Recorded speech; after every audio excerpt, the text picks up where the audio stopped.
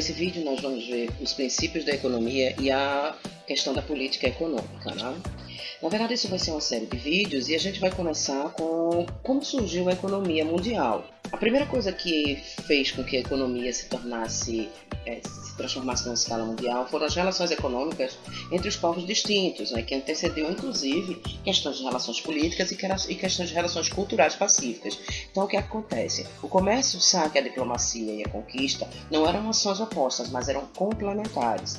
Então, quando um povo, principalmente na época medieval, o século XVI foi um século significativo para essa questão por causa das expansões marítimas dos povos, fez com que a economia se tornasse muito mais abrangente do que aquela economia local, aquela economia dos povos que eram detidos pela questão geográfica. Então, a rota da seda para a China, as rotas marítimas indo para a África, indo para a Índia, indo para as Américas, trouxe uma transformação econômica e trouxe também uma relação que colocamos assim internacional, principalmente com a Companhia das Índias Ocidentais e Índias Orientais, né? E aí também houve uma necessidade de um sistema jurídico internacional que agora é aceito de forma tácita por todos os países, e esse processo ainda é muito lento e ainda está muito inacabado. E a internet veio para reduzir ainda mais essas distâncias, trazendo uma grandiosidade, o que a gente percebe pela questão da globalização. Inclusive vai ter um vídeo no canal que fala sobre essa questão de globalização. E o surgimento dessa economia mundial, ela vem através de um Estado nacional moderno, onde você tem uma economia internacional que vai surgir simultaneamente com a globalização. E a expansão comercial desses estados pelo mundo inteiro criou condições institucionais para a economia crescer. Então, o desenvolvimento do capitalismo, obviamente, faz com que o capitalismo industrial, né, faz com que essas questões se expandam ainda mais. E quais são os indicadores da economia mundial? A gente vai fazer um comparativo entre 1500, 1820 e 1992. Então, a população mundial em 1500 era de 425 milhões de pessoas, em 1820 já era 1 bilhão e 448 milhões, e em 1992, 5 bilhões e 441 milhões de pessoas. Então, o crescimento ele é exponencial. E, por consequência, o crescimento do PIB por pessoa também tem um crescimento exponencial. Você vai ver que de 1500 a 1820 não é tanto, é de 565 dólares para 651 dólares.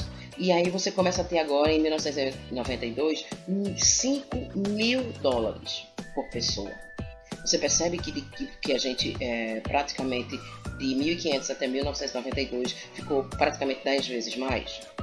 E o PIB mundial? Em 1500, 240 bilhões. Em 1820, 695 bilhões.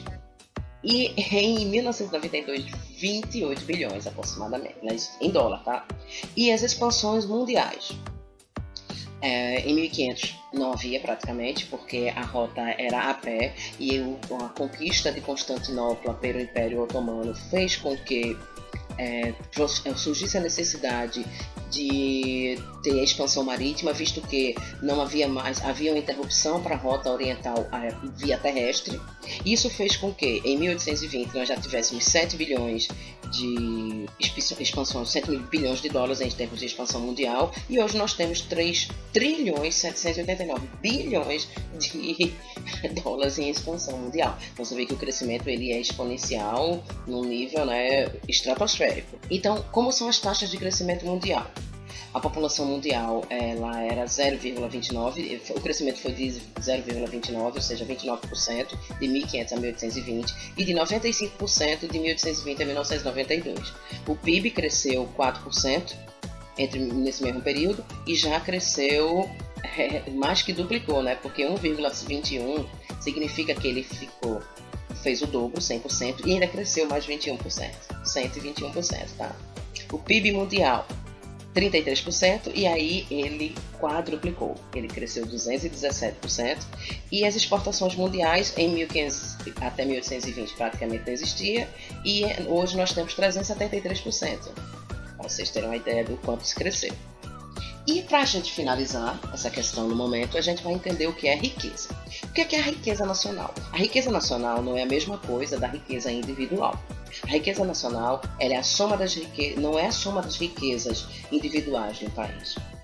A gente, como pessoa, considera a riqueza como os direitos que possuímos em relação a outras pessoas, como, por exemplo, o direito à propriedade individual, o direito de possuir bens individuais. Mas, como sociedade, a gente tem que considerar a riqueza como estoque de bens materiais possuídos. Então, e os únicos títulos que consideramos são os que temos contra outros países. Como assim? O quanto nosso câmbio cresce, o quanto nossa economia cresce, o quanto nossa exportação cresce e o quanto a nossa importação se movimenta.